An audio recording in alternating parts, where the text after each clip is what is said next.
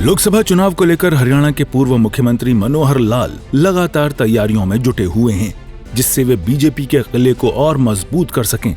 अपने इसी किले को मजबूत करने के लिए मनोहर लाल रोहतक के कलानौर पहुंचे, जहां वे एक विजय संकल्प रैली में शामिल हुए और जनसभा को संबोधित किया।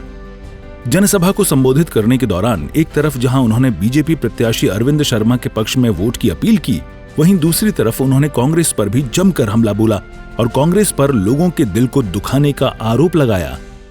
परिवार के नाते जब ये कहते हैं कि मनोहर लाल और मोदी को क्या पता, इनका तो परिवार ही नहीं है, लेकिन मैंने घोषणा की कि मेरा परिवार, ठीक है, ब्लड रिलेशन के जो परिवार होते हैं, भाई बहन, वो तो सब अपने काम में लगे हैं, शादी नहीं कराई होगी, लेकिन परिवार के नाते हरियाणा का 2,82,00,000 ये सब मेंबर मेरे परिवार के मेंबर है, भाइयों बहनों।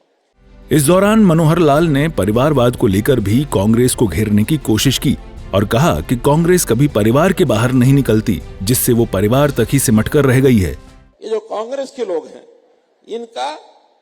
इनको परिवार क्यों बार बार याद आता है कि ये परिवार के बाहर कभी निकलते नहीं है।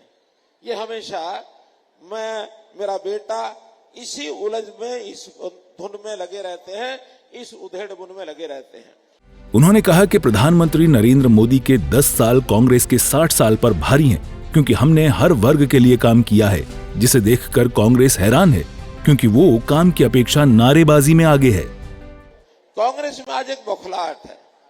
बौखलाहट ये है कि जो काम मोदी जी ने पिछले 10 साल में कर दिए, भाइयों बहनों, वो कांग्रेस 55-60 साल में नहीं कर सकी है। तो एक बौखलाहट का कारण ये है, और दूसरी बौखलाहट का कारण है कि अब उनको एक डर, यानी हार का डर सता रहा है। उनको लगता है कि पिछले 2 बार 5-5 साल के टर्म में वो 50 सीट 40 सीट इस पर चक्कर में रह गए, और अब की बार भी वो इसी दायरे में रहने वाले, इससे ऊपर उठने वाले नहीं हैं। मोदी जी ने 10 साल में इतने काम किए हैं, कांग्रेस 10 जन्म भी उतने काम नहीं कर सकती। मित्रों, भाइयों बहनों, उन्होंने हर वर्ग के लिए काम किया है। उन्होंने गरीबों के लिए काम किया है, उन्होंने किसानों के लिए काम किया, उन्होंने युवाओं के लिए किया, महिलाओं के लिए किया, देश की अर्थव्यवस्था बढ़ाने के लिए किया। गौरतलब है कि हरियाणा में चुनाव होने में महज कुछ दिन शेष हैं। उससे पहले ही सभी पार्टियां लगातार धुआंधार प्रचार में जुटी हुई हैं और अपने कामों का जिक्र कर जनता से वोट की अपील कर रही हैं। अब देखना यह है कि जनता किसके कामों पर भरोसा कर अपना समर्थन देती है। सूर्य समाचार के लिए रोहतक से दीपक भारद्वाज की रिपोर्ट।